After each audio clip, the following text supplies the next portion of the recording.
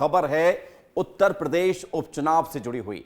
उपचुनाव को लेकर यूपी से खबर यह है कि कांग्रेस और समाजवादी पार्टी में जो 9 सीटों पर उपचुनाव हो रहे हैं उस पर सहमति बन गई है। अखिलेश यादव ने राहुल गांधी के साथ तस्वीर शेयर की है और लिखा क्या है यह भी आपको बताते हैं।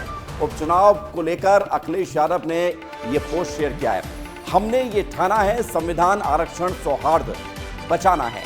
अखिलेश यादव आगे लिखते हैं कि एसपी के सिंबल पर लड़ेंगे इंडिया उम्मीदवार। यूपी की 9 सीटों पर 13 नवंबर को मतदान होना है और समाजवादी पार्टी के सिंबल यानी कि साइकिल के चुनाव चिन्ह पर ही पूरा इंडिया ब्लॉक यानी इंडिया गठबंधन यानी कि कांग्रेस, समाजवादी पार्टी और हो सकता है कि दूसरे राजनीतिक दल को अगर बातचीत हुई होगी तो फिर, लेकिन चुनाव लड़ेंगे सिर्फ समाजवादी पार्टी के चुनाव चिन्ह से यानी कि साइकिल से। अखिलेश यादव ने यह पोस्ट शेयर करते हुए उपचुनाव को लेकर कांग्रेस और समाजवादी पार्टी के एक होने की ये तस्वीर भी दिखाई है। और बड़ी खबर यह है कि यूपी उपचुनाव से जुड़ी हुई मिल रही है जानकारी कि बीजेपी की लिस्ट जारी हो गई है। बीजेपी ने 7 सीटों पर उम्मीदवार घोषित कर दिए हैं। कुंदरकी से रामवीर सिंह ठाकुर बने हैं प्रत्याशी। कटेहरी से धर्मराज निषाद होंगे उम्मीदवार। खैर से सुरेंद्र दिलेर को उम्मीदवार बनाया गया है। 7 सीटों पर भारतीय जनता पार्टी ने उम्मीदवारों का ऐलान कर दिया है। कुल 9 सीट हैं उपचुनाव की उत्तर प्रदेश में, जहां पर 13 नवंबर को मतदान होना है और परिणाम सारे चुनाव के साथ एक साथ आएंगे। और हमारे साथ हमारे सहयोगी आदर्श जुड़ रहे हैं सीधे राजधानी लखनऊ से। महत्वपूर्ण बात यह है कि आदर्श आपको बताएंगे कि एक तरफ तो अखिलेश यादव और राहुल गांधी की फोटो सामने आई है, एक साथ वो कह रहे हैं कि हम मिलकर चुनाव लड़ रहे हैं। आदर्श, आप सुन रहे हैं मेरी बात? और अब 7 सीटों पर उम्मीदवार बीजेपी ने घोषित कर दिए। यूपी के उपचुनाव की स्थिति क्या है, बताइए।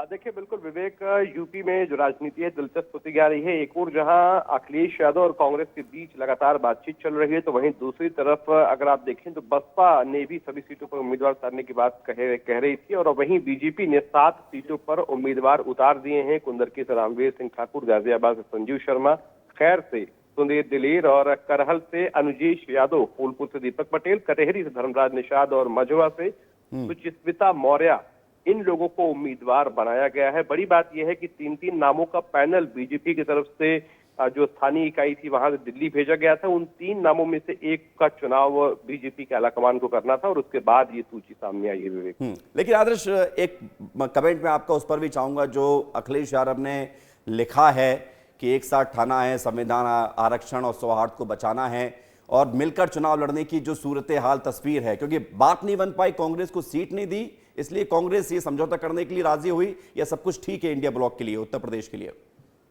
देखिए, कुछ दिनों पहले तक ये चर्चा जरूर चल रही थी कि कांग्रेस की नाराजगी है और कांग्रेस आलाकमान के साथ अखिलेश यादव की जो बातचीत चल रही है उसमें सीटों के बंटवारे को लेकर नाराजगी जरूर है। लेकिन अभी ये फिलहाल मैसेज देने की कोशिश की जा रही है कि सब कुछ ठीक है, क्योंकि अगर आप देखें तो 2 साल बाद ही 2027 में विधानसभा चुनाव होने वाले हैं, 3 साल बाद, और ऐसे में उसकी तैयारी ज्यादा जोर शोर से की जा रही है बजाय उपचुनाव की लड़ाई में उछल जीतने के। तो यही मैसेज दिया जा रहा है कि अभी फिलहाल सब कुछ ठीक है। और मैसेज है, आदर्श आपने जो बात कही है बड़ी बात है कि मैसेज है कि सब कुछ ठीक है और 27 टारगेट पर है। उपचुनाव को लेकर ज्यादा रशाकसी यूपी में नहीं दिख रही है। शुक्रिया आपका हमारे साथ जुड़ने के लिए।